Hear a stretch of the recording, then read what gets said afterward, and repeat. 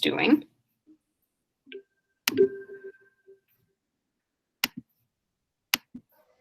Can't seem to remember everything absolutely perfectly from one session to the next, even though we try. Okay, are we back to successfully seeing that Coaching for Equity slide? Yes. We are. Okay, perfect. So here we go. All right. All participants, please choose your note-taking format and be ready to do some writing with us. I know some people might be choosing a digital note-taking format at this point. Others of us, me included, I still like a paper pen strategy while I'm watching a presentation. So please do just make sure you have some strategy available to you because you're going to be asked to write a few things. All right, for those of you who were in our February presentation, we started with this pretty popular graphic that I'm sure is familiar to everybody at this point, comparing the concept of equality to equity. And one of the things we briefly discussed is how those boxes at the bottom or underneath these people's feet, in the context of education, we discussed that really those boxes can represent scaffolding. Because as scaffolding relates to equity, scaffolding provides all the tools for students to be successful. And so not every student is always going to need the same type of scaffolding or as much scaffolding. But scaffolding is definitely something that's needed in order to create equitable classrooms. So here's our broad objective for today. Educators will understand and use scaffolding strategies to provide academic support for students. Okay, here's our overview, and Christine Ragsdale, will you read that text under the word overview, please? I sure will. In order for students to rise to high expectations, teachers must communicate those expectations and simultaneously send the message that they will be given support structures to succeed. Awesome, thank you for that read aloud. Okay, so a few things I want to revisit just briefly from our previous session. During that session, we were really focused on high expectations for all students. This, of course, references that as well. High expectations for all students is something that has to exist in order to provide an equitable classroom.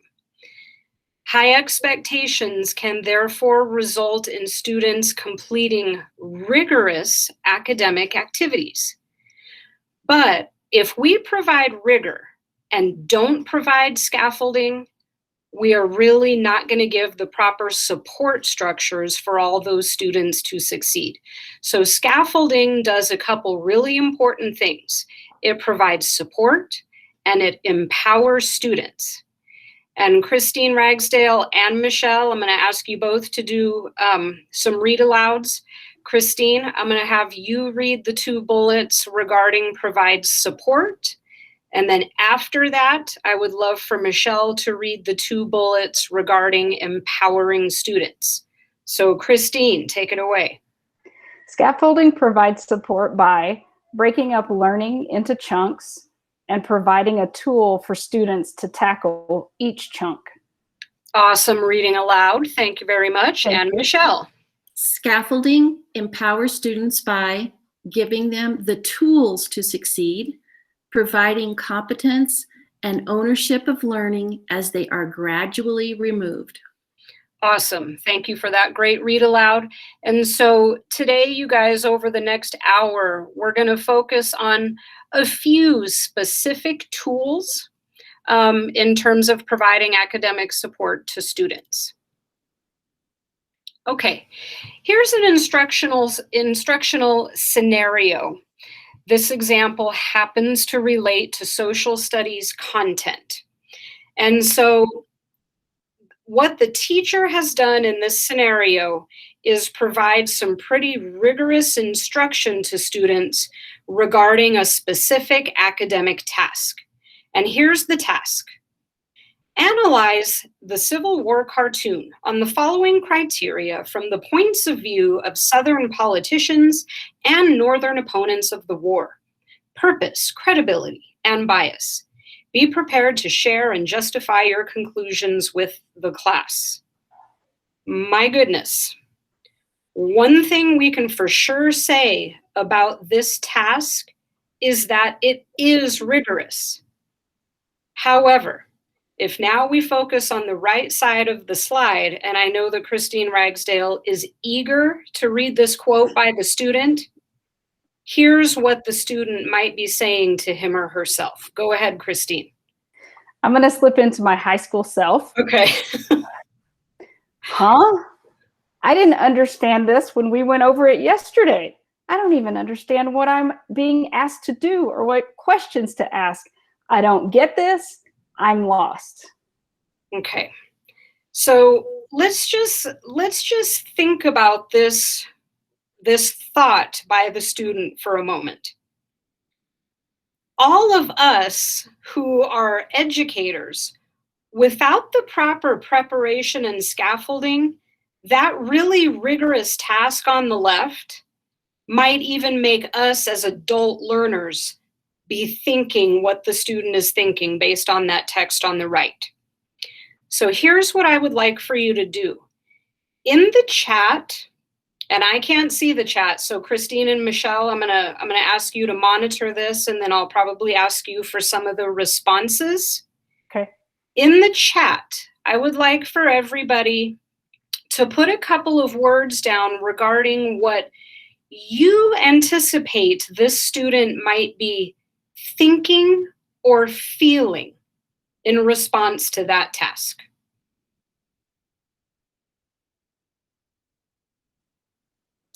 I give up, surrender, detached, frustrated, Yep. inadequate. These are great Ooh. words. Overwhelmed. Yep. Yes. Confused. Yep. Whatever. Yeah. I can't do this. Yeah. Afraid.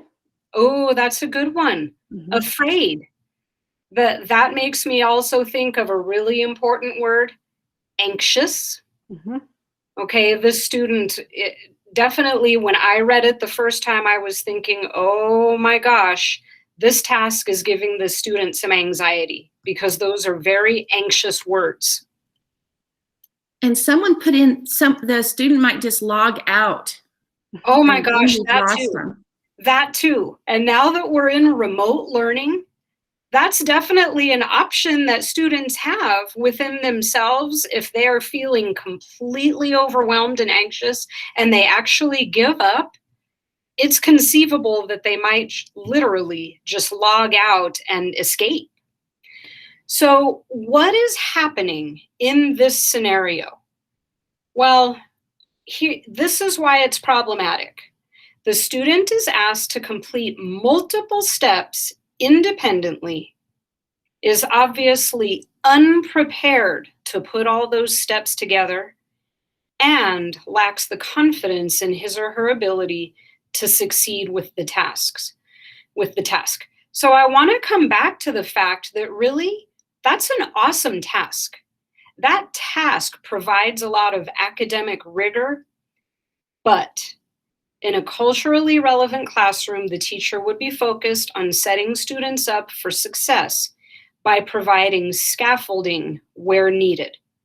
So that task as a standalone task is problematic because it doesn't provide any scaffolding so that students have the confidence and the preparedness to complete that task later, okay? So what we're gonna do right now is a timed reading. You will have 90 seconds to read this list of a few scaffolding techniques. And this is the link that Christine is gonna put into the chat. I'm gonna set my timer. Quick 90-second timed reading. So click that link that Christine provides, and you should see a document that says Strategies for Scaffolding. Begin reading right now.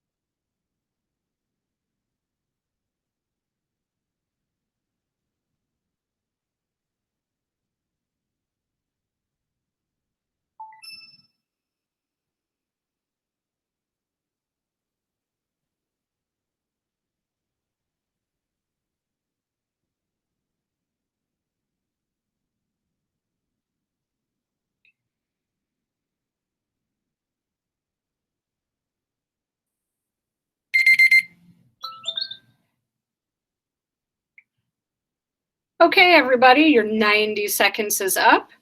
Please come back to the meat out of that tab so that you're back on these slides. So hopefully, as you read that list of some really popular and well-known scaffolding strategies, what you found is that some of them perhaps were already familiar to you, things that you already do with your students regularly, but maybe you read some things that you haven't implemented yet because you haven't learned those yet.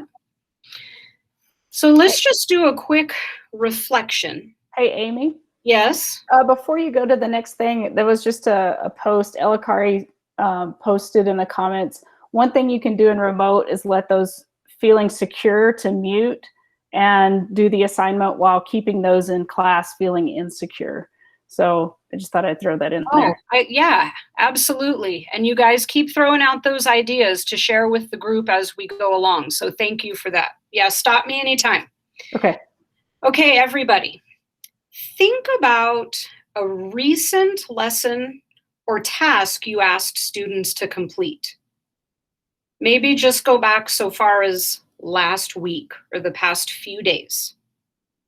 Were enough scaffolding strategies provided so that all students were able to meet the lesson objective or task expectation? What strategy from the list could you have used to help students be more successful with that task? This is literally just a thought prompt for a few seconds to do some independent reflection. I think a lot of times we think forward. How can I add scaffolding to my next thing? But sometimes it simplifies the thinking process to go back and go, oh, how could I have made that task better? How could I have scaffolded it more successfully for students? All right, what's next? Well, next, you're going to learn about a specific scaffolding strategy for front-loading vocabulary. It's called word splash. Front-loading vocabulary is a really important thing to do in terms of pre-reading and providing students with the proper words, context, background information prior to learning new content, or most specifically, reading something new. And so I'm going to go ahead and stop sharing my screen, and we're going to do a transition here because, am I back? All right, cool. Now I can see everybody. We're going to do a quick transition so that my colleague, Michelle Thompson-Lloyd, can take over the facilitation. So go for it. Hi, everyone. Okay. Well, I was laughing at so much of that we learned is that I learned a lot about scaffolding in preparing my slides. So what I'd like you to do is I want you to wear a couple of hats today. I would like for you to be a teacher, and I also want you to be a student. So I'd like you to open a new tab, type in joinpd.com, and then I'm going to ask that you type in these 6 letters, M-Z-A. Hang on, Michelle. Yes. Just give people a few seconds to get a new tab open. Oh, okay. And then read again the website, what you want them to type in. Okay. Now you're going to open a new tab and type in joinpd.com. Got it. And then once you get in that new tab, you're going to be joining with these 6 letters, M-Z-A-O-D-G.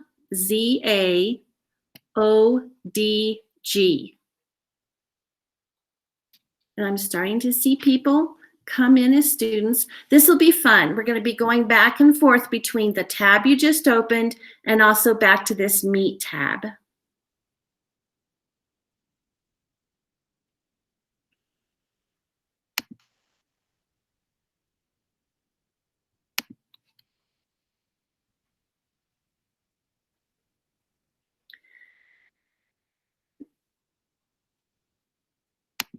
The purpose today is really we're going to be working together as we navigate through this. One of the things we were asked to do is we wanted to take a look at scaffolding ideas and some ways to support synchronous as well as asynchronous lessons.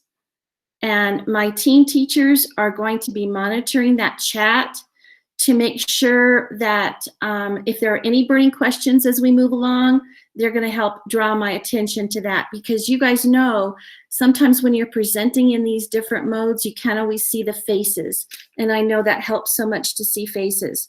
I'm working in Pear Deck today, and I have to tell you, I'm a brand new person to Pear Deck. And so I see that we've got some people in here, and I'm going to go ahead and start the class. Christine, if you want to write down M-Z-A-O-D-G, just in case someone needs that a little bit later. I got it. Okay, baby. All right. So the first thing that I want to introduce you to really is Word Splash.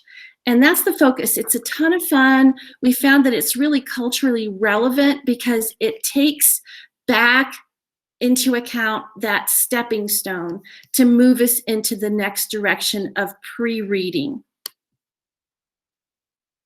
So word splashes are about supporting our students with super strong skills. We want them to have strong skills. And the way to grow reading skills is to make connections, understand vocabulary, and also imagine predictions about what's happening next. Students with strong skills will feel empowered to take risks. And as each class deepens in its rigor, then the student's skills will be strong enough to want to invest in that rigor. And rigor's not about being hard. It's really about the challenge for the student. So we want to build their little muscles so that they are interested in challenging themselves. Now, this is an overview that you guys are going to take a look at. Now, as you're looking at this, I also want to draw your attention to a few concepts. Word Splash is asking you to invest in keywords. It's kind of a front-loading concept. You're going to be working with pre-reading and allowing students to look at ever-increasing levels of rigor in every content area. Using this tool, students will be prepared to vocalize, because they're going to hear these new words, understand word meanings, as well as being able to use the vocabulary to make meaning from new material. You know, this idea of being able to, I want to say, munch on vocabulary right before they have to do that reading. You'll also notice that I was underlining some key words here. So I'm also going to talk a little bit about annotating, because those key words are going to draw your eye to what's important. So the next time you want to look at a word splash, you could just look at the underlined words and you would remind yourself about what you need to do.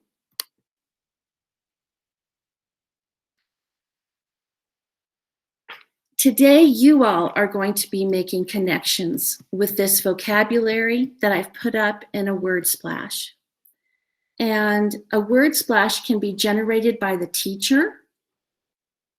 It can be generated with the students in the classroom as you're talking. It could even be generated by students as they review their reading activity. So the word splash is really about putting out a concept and then building all the words around it. Maybe you're looking at a character, so you're introducing some new material, so you want them to have an idea about maybe character emotion. Perhaps you're looking at theme, so you're going to want to be using that vocabulary for that text. This could be something you could do in science, could be done in social studies, easy cheesy. Words and terms are splashed onto this page. And the idea is that the words don't have to be in linear. Sometimes we're real linear with our thoughts, but this can be splashed on the page, and I can see kids getting involved with maybe when you're in person with a big paper on the desk, or maybe they could be involved in a variety of different apps. And this will allow students to have an opportunity to engage with that new material. So we're getting ready for you guys. You still have your student cap on. You're going to be interacting and connecting the vocabulary that you see in the word splash. Now, once you do that, I'm going to have you go back to the meet and listen carefully. Let me give you some instructions, and that way I'm front loading, because this is something I really learned. I have a tendency to jump from 1 to 5. And so I want to make sure that you hear all of this information, and you'll also have these directions up as you interact with the word splash. What you're going to do is you're going to get into groups in the main meeting room. So hang on a second. Remember, you're going to go back and forth. Once you're broken into those groups, you're going to return to the student slide. Then you're going to review the vocabulary and discuss with the people in your group how this vocabulary relates to rigor. Discuss how these vocabulary words connect to one another. Do these vocabulary words perhaps connect in other ways? Are there more than one overarching topic? And next, I want you to have a group leader who will be chosen to type the words, the statements that you generate into a group page. And I'll tell you when to go there. You'll have 2 minutes right now to discuss in your group and come up with a statement or statements. When we call time, you will be kicked back into the main meeting room. Then toggle back to the student view page. Now here's what you need to understand. When you're in student view, you can interact with the materials on the slide. When you're in the main meeting room, you're only seeing the presentation. But when you're in that student room, you see the directions, and you also have an opportunity to see a place for you to interact. So what I'd like you to do right now is go back into the main meeting room so that Amy can push you out into groups. Okay, here we go. So everybody's in their Meet tab. I'm going to open your breakouts. It's just quick. It's a 2-minute breakout, you guys. 2-minute breakout. And you're making a connection with those concepts in the word splash. All right, here we go.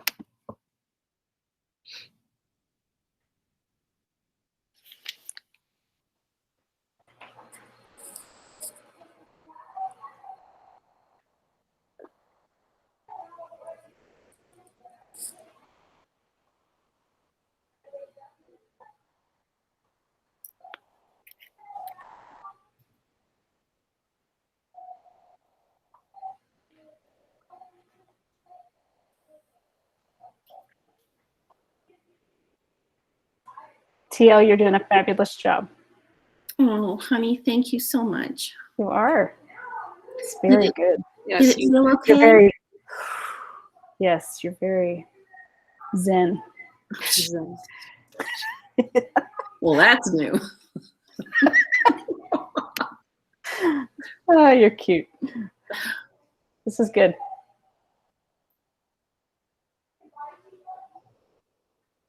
I was just cracking up over your slides, Amy. I was just thinking, oh, Amy, this is my very own seminar with you. Now, I don't know why these three people, I don't know. They may not have seen their invitation. But if they look at their screen, they'll see they can join still Oh, okay. their breakout room. They're already coming back in 30 seconds. Uh-oh. Well, that's good. Yeah. And it's 1:15 right now. Yeah, how much time do I have? What's the deadline? Well, our end time is 1:45. Okay, I think we're doing good, aren't we? Yeah. I think so. Tell me when. And I'm still timing for you, TL, next. Yes, please. 33 minutes and then 30 seconds. Yeah. So they're all going to start coming back right now because the breakout time is up. So can I go to the next page then? No, not yet. Let's wait till they all get back here. Okay.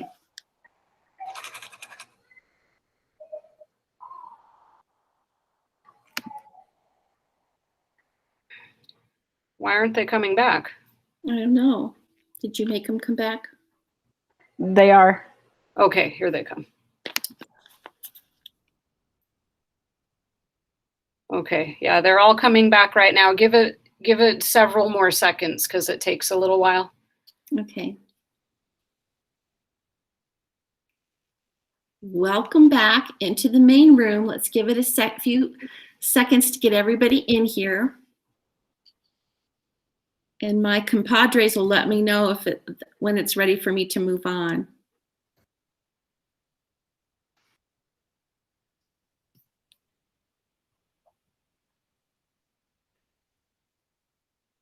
Are we ready, Freddie?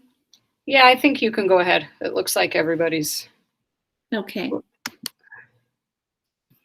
Okay, what I'm going to ask you to do on this is a very blank slide when we're in the big group, which is not very fun. But let me tell you what I want you to do. Hang on, Michelle. Yeah? I apologize for the interruption. No, that's okay. What tab do you want the participants in right now? Their student presentation tab? No, they should be back in the group tab for just a second. Okay. Go ahead. Sorry. Okay. All right. So you guys, we're still in this little groupy tab. And this is not super dynamic when you're looking at this group tab. But what I'm asking you to do is you guys are in 5 different groups. So I'm asking that you have someone who's going to write a statement or statements, whatever you guys came up with, in the student tab. So now you're going to toggle back to the student tab. Go ahead and toggle back. And what you're going to do is use your numbers. So if you were number 1, group number 1, have your chosen person type in your statement. I feel like written, or we think that written communication, oral communication, and punctuation really go together. They show that someone's a strong writer. So you decide how you want to write that out. And I'm going to give you 30 seconds to write that out. And Christine's going to time us for 30 seconds. Now, here's the reason I want us to stay 30 seconds. Write in the student mode, and then we're going to come back to the meeting mode, and I'll show you this really cool thing so you can see everybody's writing. Okay? So, Christine, everybody back to their student mode.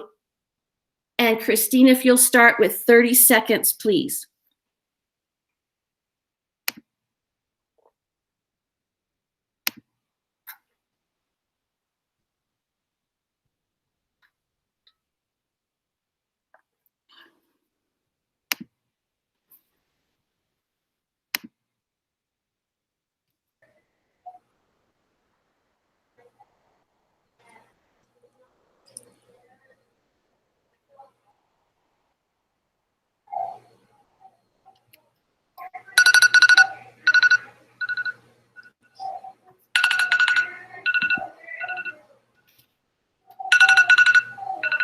Okay, ladies and gentlemen, if you will come back to the Meet tab where we're all together, I will show you some fun things. In this particular tab, you will notice that you are able to see what people are writing. You don't see their names, but you begin to see what people are writing. And what I love about this is this gives kids an opportunity to see what other people are thinking without ever putting them on the spot. So they're going to be able to see those ideas. So perhaps if you were looking at that cartoon and you did this in this fashion, as people were starting to identify what is the purpose of the cartoon, you see all the different ideas come up, and then it would make people very relaxed about taking that risk and talking a little bit about things that they're thinking about without ever feeling like they're going to be judged or it's not the right answer. So I just love this opportunity. And then once you see what other people are thinking, sometimes that helps grow your own thinking. Okay, being able to think outside the box. Yes, yes, yes. And so that, yes, you can be creative. You can have curiosity. That teaching really is rigorous. Yes, everybody knows after being on a Zoom meeting for any length of time on a Google Meet, you are exhausted from emoting. Okay, so what I'd like you to do right now, I'm going to stop those responses. And I'm going to ask that one person from your group share out something that the group thought. I think the person with the longest hair, because you'll know I wouldn't have to go, but it's the person with the longest hair, if you would just share out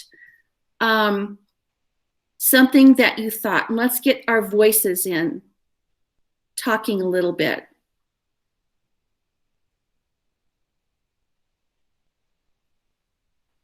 I'm seeing Teresa Muxworthy has long hair. I'm not sure, Michelle, if they remember who had the longest hair in their group. So I'm just looking for a long-haired person right now. Okay. We were trying to figure out what all the words meant, and I'm the one that put teaching as rigorous because I felt like all of that is involved in teaching. I think you've got a good point there. Anybody else share?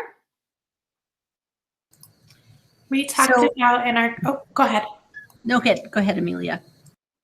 We talked about in our group how when you use any combination of multiple skills, you increase the chance to raise rigor. So just by putting two sets of skills together, you're already starting to build that rigor within the classroom. How well said. Lovely. What else? So we kind of sorted ours into like kind of things related to communication. But the thing I was most fascinated with the rigor was all of those things, those attributes that we hope kids have that are kind of the hardest to nurture in children: risk-taking, initiative, curiosity, innovation, imagination. And so we kind of group them by that level of, commitment. That's so true. That's so true. And some of those skills are soft skills that you don't always think about focusing on as you're teaching, because sometimes we forget to talk about how loud is your voice when you answer a question.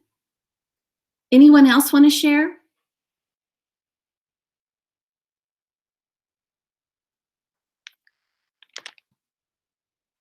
Okay, we're going to move to slide 8.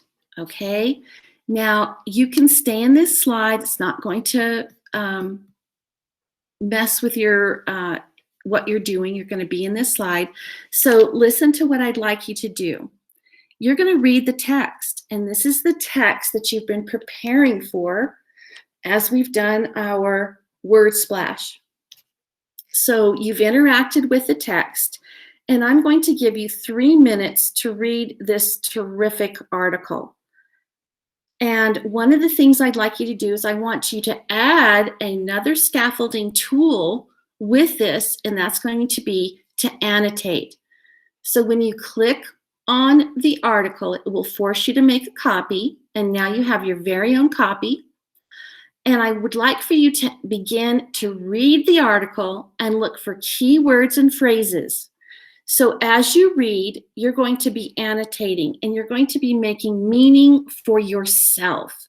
So as you read the article, what do you think is important so that the next time you glance at this article, you'll be able to see those keywords right away? You can make a comment in edit mode. You can use your highlighter tool, or you could use the underline tool.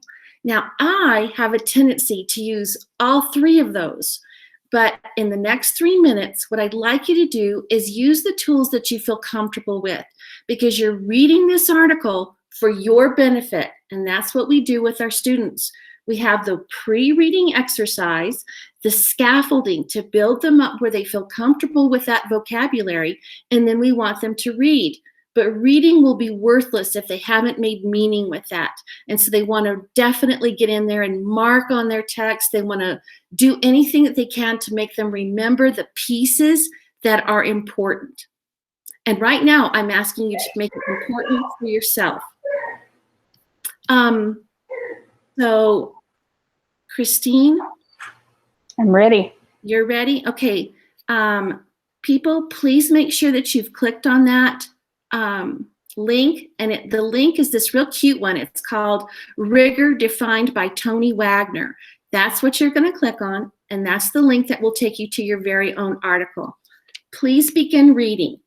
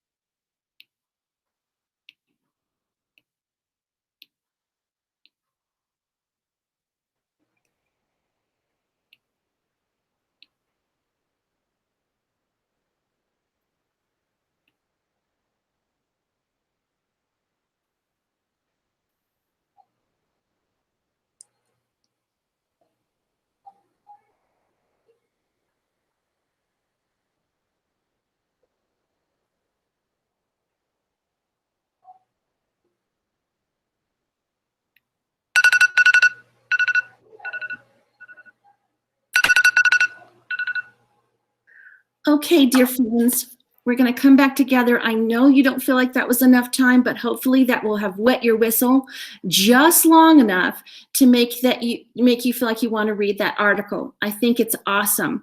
One of the things I'd like you to do now is you're going to put your student cap on for 2 more slides, okay? We're going to rock and roll into the next slide, so toggle back to your student tab.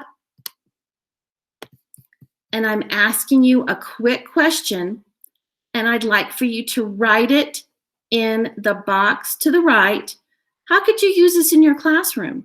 What are some things that you could do? What are some ideas that you could do this with? Oh my gosh, I just thought of one. In a younger age, you could have some text up on the board and you could annotate together, you could underline together. Groups could do pages together and then come back and discuss.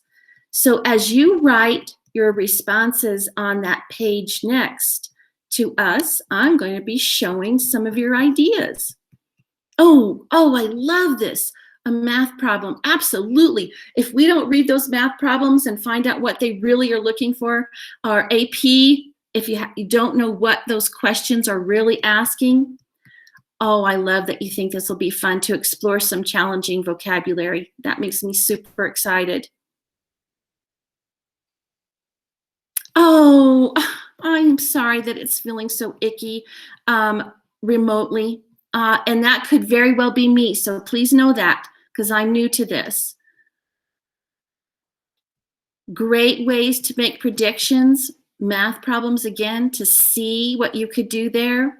Collaboration, I think that's a good aspect of it. I like that too.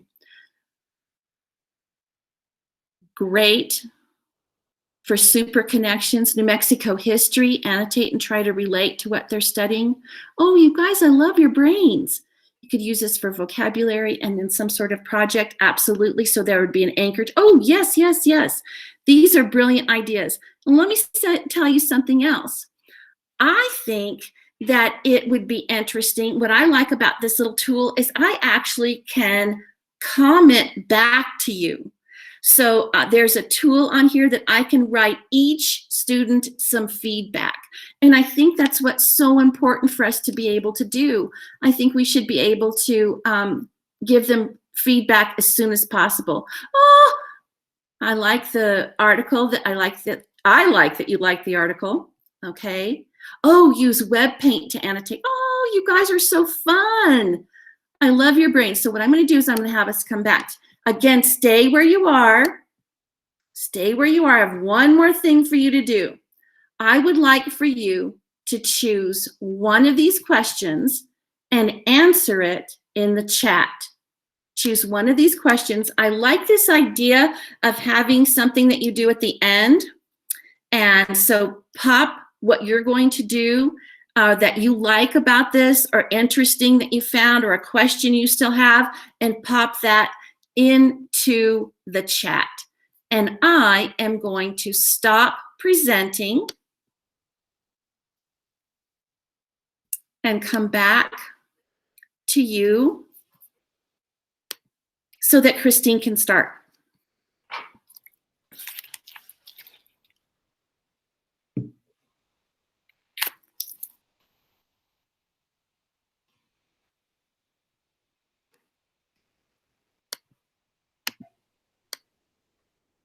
All right, thank you so much, Michelle. That was very good. Thank you for introducing us to Word Splash, because that is something we're going to use. So it's going to take me just a moment to set up. I need to present my screen. I'm also going to turn off my camera, and hopefully that's going to work. Okay, there we go. And I have some other things to show you. So we're going to switch gears a little bit here. I'm going to tell you about an online tool and talk you through this. All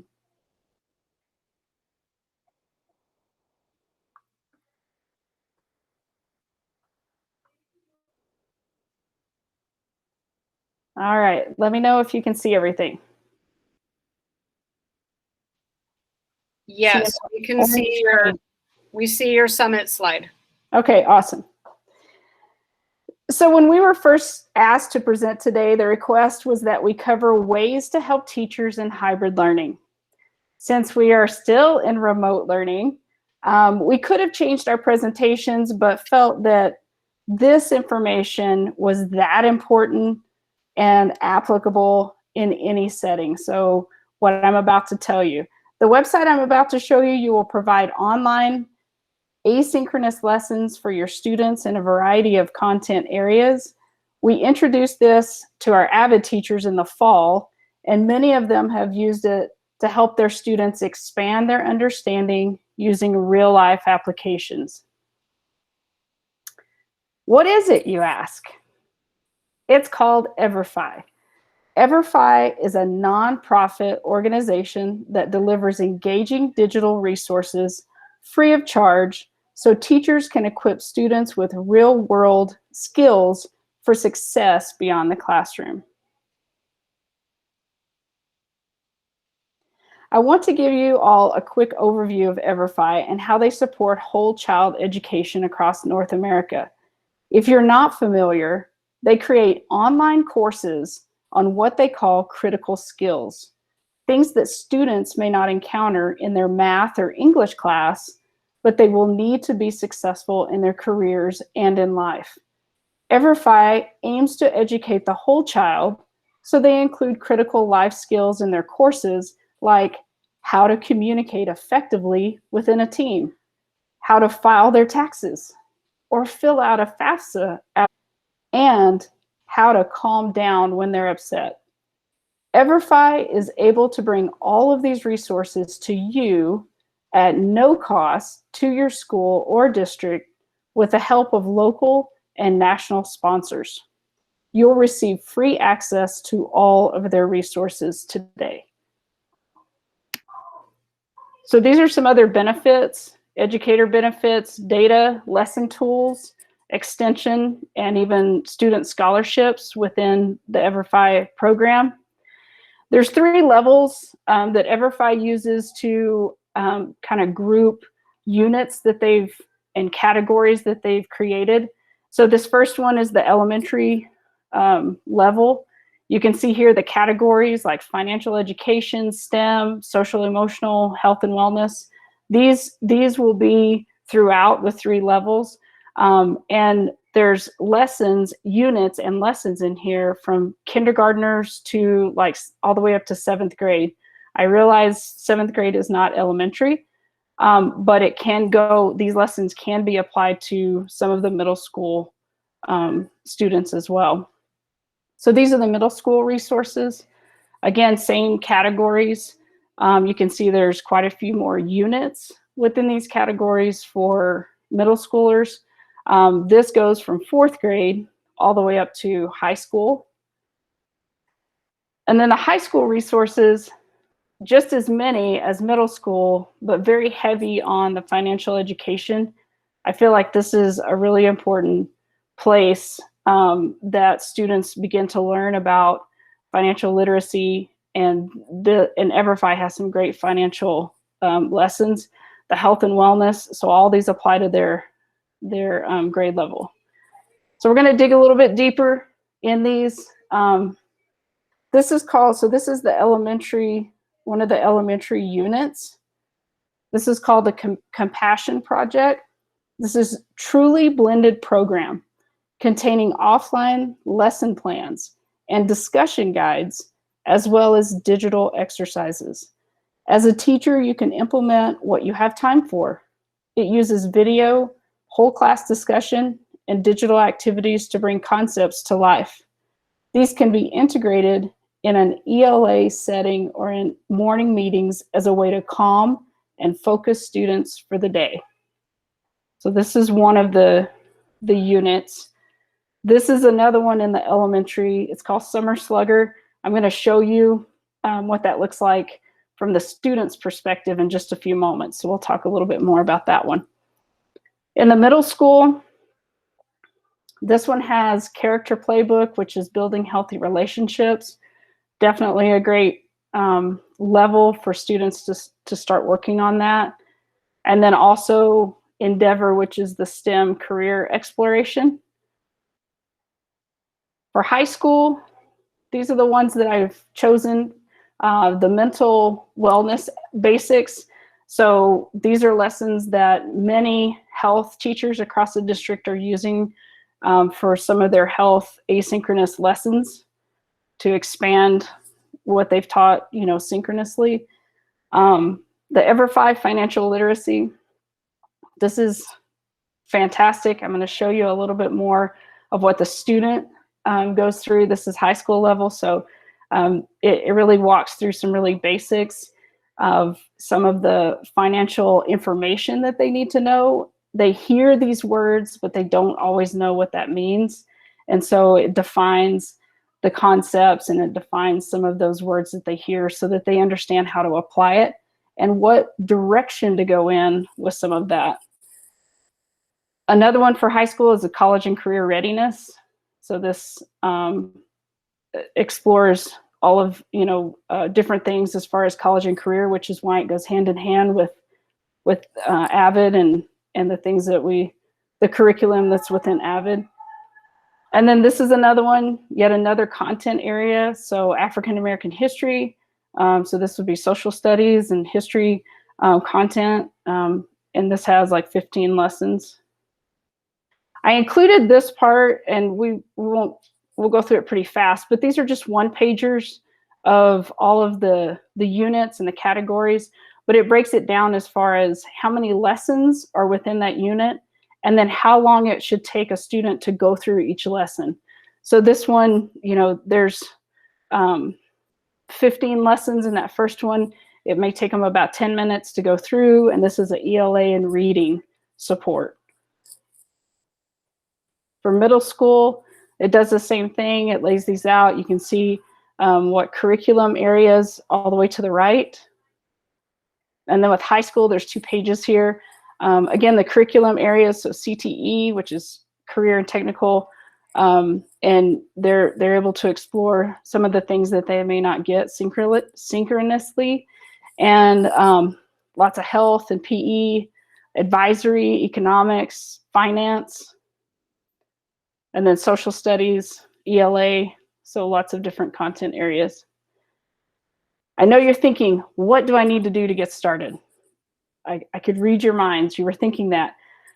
So I included these two things in the PowerPoint so that you can follow these instructions. I'm not going to talk through it right now.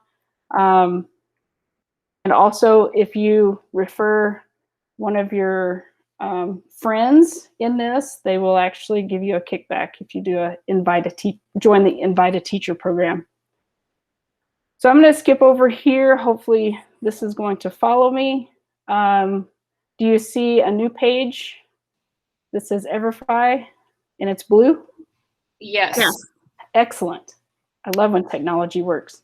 Okay, so this is the home page where you can scroll through all of those units. You sign up just as a teacher in general, so you actually can view all of the units. It doesn't matter what grade levels you teach. So you can flip through here, you can view the courses and also add the courses to your account. But let me go into this one, which is the summer. I'm going to unplug here. So this is something that could be used in math and also in ELA. This is the first series. I'm going to choose this one here to play the number zone. And so we've got the pitcher on the mound, the batter's waiting, and we're trying to figure out if this is greater than, less than, or equal to. And here's the bat, and I'm going to choose as this keeps going up and down until I figure out which one it's going to be. I believe it's equal to, so I'm going to choose that, and it hits. Isn't this fun? So it goes to the next one. You got to figure it out. If I get it wrong, it's a strike. Okay? So these are pretty interactive for students, pretty cool for elementary students, especially if they like baseball. The other one I want to show you has to do with, this is the high school, this is your money moves, and I'll just play a little bit of this one. My nephew Lawrence messed up. I thought he was doing fine when it came to managing his money, but I was wrong. He still had so much to learn. It all started when he was hanging out with his friends at the hub. Hey, Samil. Can I cure Lawrence? That will be $5.75. How should Lawrence pay? Lawrence doesn't have cash in his wallet. He'll have to try his debit card. Lawrence's debit card is denied. He tries it again, but it's denied again. Okay, so you get the idea. I'm going to stop sharing on this and come back to the meat. So this walks you through these scenarios and real life scenarios. It's really pretty good. I went through several of the steps. It has a pre-assessment and then a post-assessment once it takes the student through the different avenues of what they need to know about banking. One last thing I have for you before you leave. I'm wrapping it up today, so I'm going to post this in the chat. It's just a link to, if I can get my chat to come up, it's a link to the Google form I have here. It's just a survey. And if everyone would please fill this out, we would really appreciate it. And this is all we have for today. Well, come on. There we go. This is just an interest survey, but please fill it out. And we may have more to come with EverFi. If you have any questions for us, please stay on after. We'll stay a few minutes and talk to you. But thank you so much for being a part of our group today. And I hope that you found some things today that you could use in your classrooms and also that you could help other teachers with. That's it.